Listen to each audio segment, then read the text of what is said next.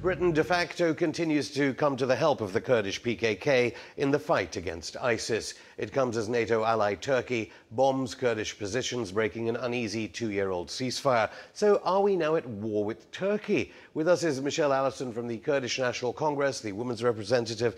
Welcome, Michelle, to Going Underground. Hello. So there are a lot of acronyms here, I know, but Britain and America, their airstrikes are de facto helping the YPG, the HPG, and yet Turkey is bombing the Kurds. Just take us through it. That's right. It is actually well documented in all of the news now. Unfortunately, at the moment, the expectations of the NATO and the ally members are Turkey to join in the battle against ISIS and to help the NATO and then to allow them to use their bases, air base in Turkey in the war against ISIS. But actually what Turkey is reluctant to do is to do that, but they're rather, at the moment, they're standstill watching on the tanks on the other side of the border. They're attacking the Kurdish demonstrators who are trying to help their brothers and their cousins on the other side of the artificial borders. But Turkey is doing nothing much, and there are a lot of claims, obviously, that Turkey is helping, supporting financially and treating the ISIS militants. And there are a lot of evidences documented, a lot of evidences to show that. And this is always upsetting West, and it is quite, it is in fact a quite dangerous situation they're putting themselves in now. As you said, Susan Rice had already said in Washington, and no doubt the Americans told the British Foreign Office, Turkey had allowed Incirlik Air Base to be used for airstrikes on ISIS. Then the Turkish government denied this. They denied it, and then I think because they've denied it and they're kind of surprised that they're not using that. Actually, the amazing Noam Chomsky only a few days ago on one of the meeting in the United Nations, he says, we cannot understand the Turkish approach to this, and they're supposed to be actually bombing ISIS with the NATO, but they're going and bombing the Kurdish mountains. Well, one doesn't have to be Chomsky; it could be David Cameron or President Obama must be very irritated about it. So, who are the Kurdish forces? They always try and say Peshmerga on the mainstream media, which is a kind of vague term. That's right, yeah. And then we get information: the YPG, the HPG. Tell me about them. Peshmerga is actually the Iraqi Kurds, where they're fighting. Peshmergas do not exist in Syria or in northern Kurdistan in Turkey. They're guerrillas rather. YPGs are People Protection Unit, and YPJ is the Women Protection Unit, and because they have different militaries. And PKK is mainly based in Turkish. These are guerrillas, and that's how they're different. So, because they're in different countries. And the PKK is prescribed as a terrorist, even though British RAF Tornadoes are helping them, they are a prescribed terrorist movement. Explain to an audience that might not know who Abdullah Öcalan is, because the flags showing his face were in Parliament Square for big demonstrations in recent days. Who is this man? Now, Abdullah Öcalan is obviously the founder of the PKK, and PKK was started back in '78 with the ideology of a leftist organization, a Marxist ideology. But then it has evolved in the recent days, and they are fighting for the Kurdish rights in the Turkish region. And then now YPG they're not the same, but they are kind of sharing a similar ideology. And this ideology is actually an ideology based on ecology, of women and men equality, and they're asking for autonomic or maybe more rights for the Kurds. And they're fighting for their rights in Turkey. And Turkey, yet again, every time there is demands by the PKK and by the Kurds, all what they get, as a response is brutality. And last year, in 2013 March, which was in Kurdish New Year, Abdullah Öcalan declared a ceasefire.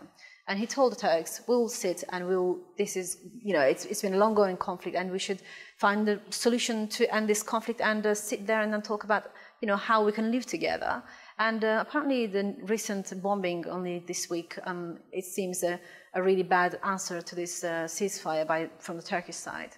And why just now, when Britain is helping the Kurdish fighters, would Turkey be responding in this way?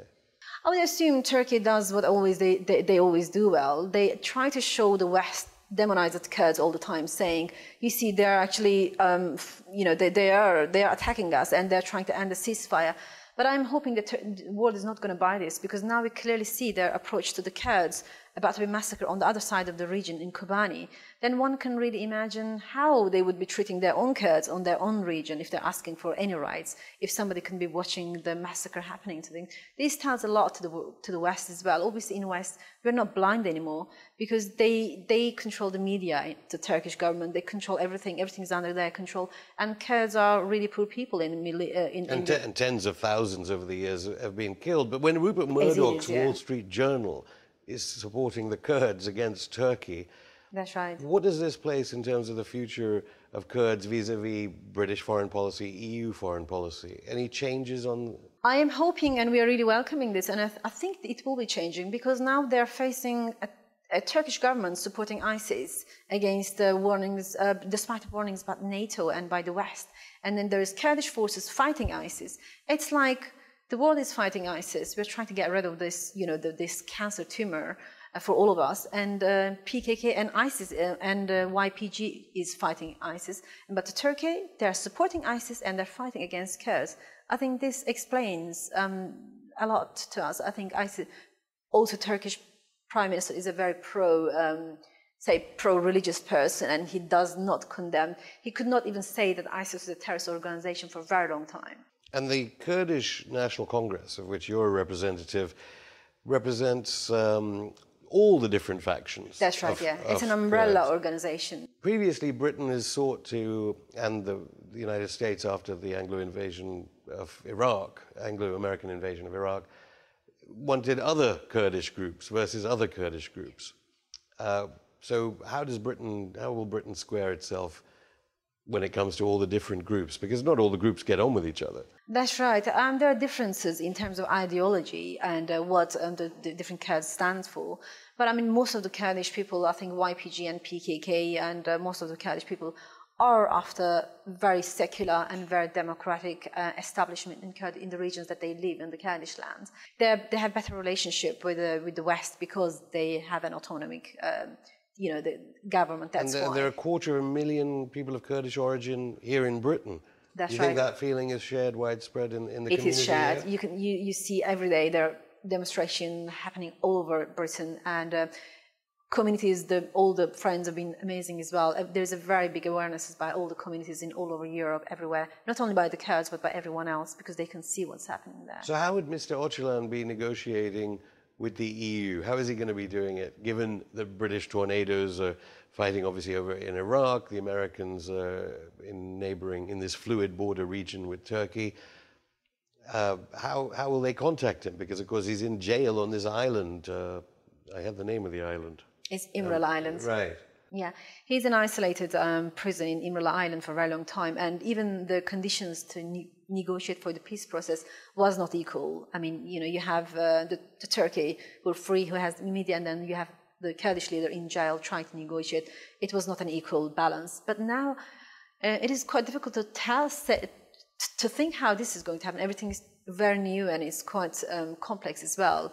But I'm assuming if that happens, Turkey will kind of react very harshly, because all what they want is they want to continue showing the Kurds are actually the ones that the whole world should fight against. But now everybody can see that actually we are fighting against ISIS. We are fighting for democracy. We are helping all the communities in Syria: Kurds, Yazidis, Christians, Arabs, Sunni Arabs. There are a lot of Arabs actually. They fled the ISIS and they have come to Syrian Kurdish region in Rojava in Syria, and they've been saved by them. And even Turkmens have been saved by the Kurds.